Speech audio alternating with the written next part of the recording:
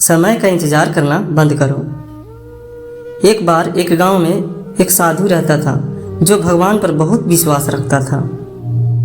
यह बार वह साधु पेड़ के नीचे बैठा था और भगवान को याद कर रहा था, तो अचानक वहाँ बाढ़ आ गई।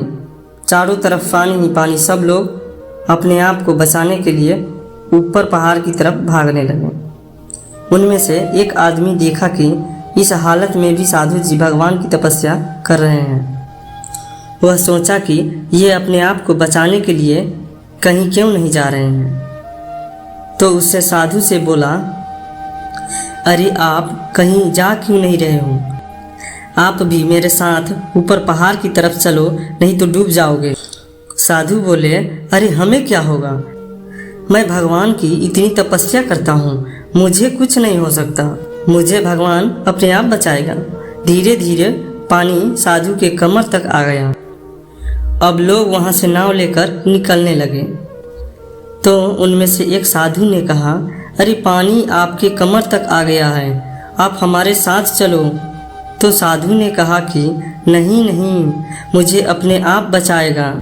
और वह नाव वाला भी वहाँ से निकल गया। कुछ देर बाद पानी इतना बढ़ गया कि साधु के सर तक पहुँच गया। और जब लोगों को बचाने के लिए हेलीकॉप्टर निकलने लगे, एक हेलीकॉप्टर साधु के पास आया, जो कि आखिरी हेलीकॉप्टर था। साधु के पास नीचे रस्सी फेंकी और बोला, इसे पकड़ो और ऊपर आ जाओ, आप नहीं डूब जाओगे। यह आखिरी हेलीकॉप्टर है, आपके पास में कोई दूसरा रास्ता बचने के लिए नहीं है। साधु ने कहा, यह रस्सी वापस ऊपर की तरफ खींच लो और आप चले जाओ। मुझे भगवान के ऊपर पूरा भरोसा है, वह मुझे बचा लेगा। पानी काफ़ी ऊपर आ गया, पेड़ डूब गया और साधु को भी डूबने से मौत हो गई। मरने के बाद साधु भगवान के पास गया और बोला, हे भगवान, मैंने पूरी ज़िंदगी आपकी तपस्या की, मेरा सारा जीवन आपकी आराधना में लगा दिया, फिर भी इतने भरोसे के साथ इंतज़ार किया कि तुम मुझे बचाने आओगे, लेकिन वहाँ मेरी डूब कर मौत हो गई और तुम नहीं आए, ऐसा क्यों?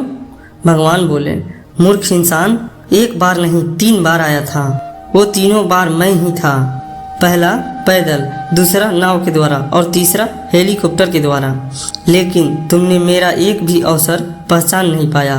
पता नहीं कि किसका इंतज़ार कर रहा था। इस तरह से ज़िंदगी में हमें ऊपर वाला बहुत से मौके देता रहता है, लेकिन हम सब उस मौके को ठुकरा कर पता नहीं किस चीज़ का इंतज़ार कर रहे होते हैं कि वो होगा तभी मैं करूँगा।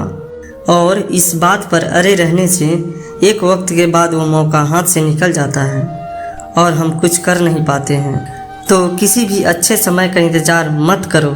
जो भी करना है आज और अभी से शुरू कर दो। जो भी करना है आज और अभी से शुरू कर दो।